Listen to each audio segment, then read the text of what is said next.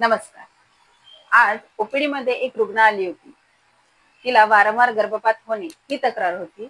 सध्या तिला प्रेग्नन्सी आहे आणि ती टिकून राहावी, परत तिचा गर्भपात होऊ नये म्हणून आयुर्वेदामध्ये काही उपचार आहेत का, त्यासाठी ती आलेली होती. तर आपल्याकडे म्हणजे आयुर्वेदात नक्कीच यावर उपचार पद्धती उपलब्ध आहे. तिच्या हिस्ट्रीमध्ये पूर्वी 2 हे गर्भपात नॅचरली झाले होते, तर तिसऱ्या गर्भपात हा तिला डॉक्टरांनी करावा लागला, कारण की तिसऱ्या गर्भाला हृदयाचे ठोके आणि त्याची वाढ ही योग्य पद्धतीने होती. गर्भ हा कमजोर होता, कारण की तिला ब्लिडिंग होत होती. त्यामुळे डॉक्टरांनी तिला गर्भपाताचा सल्ला दिला आणि क्युरेटिंग केल्यानंतर तिला काही 4थ्या वेळेस प्रेग्नन्सी राहिली.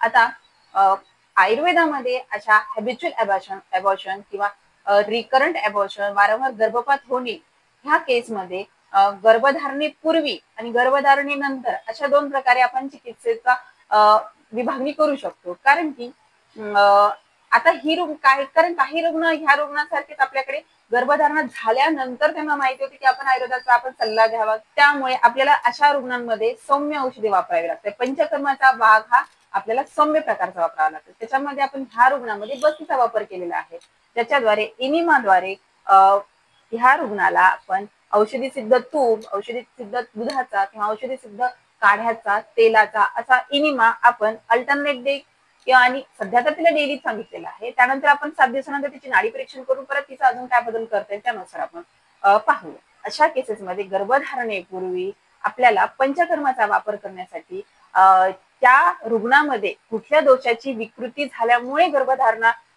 राहत नाही किंवा राहिली, गर्भपात होतोय, तर ते नाडी परीक्षण करून करावं लागतं.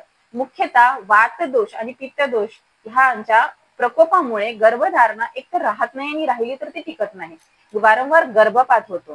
त्यामुळे जर पित्तदोषाची विकृतीमुळे जर गर्भपात होत असेल तर तिथे विरेचन आणि रक्तमोक्षण तसेच नस्य विविध पित्तशामक अशा औषधांनी सिद्ध केलेल्या घृताचं म्हणजे तुपाने नाकात औषध टाकणे, नस्य करणे ह्याचा खूप चांगला फायदा होतो.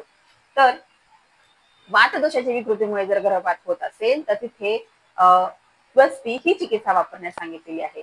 परंतु विशेषतः बस्ती ही चिकित्सा खूप जास्त उपयोगी अशा केसेसमध्ये पडते, कारण की बस्तीमध्ये वात, पित्त आणि कफ या तिन्ही दोषांच्या विकृतीला कमी करणे असा उल्लेख आलेला आहे. त्यामुळे बस्तीला आयुर्वेदात अर्धी चिकित्सा असे म्हटलेले आहे.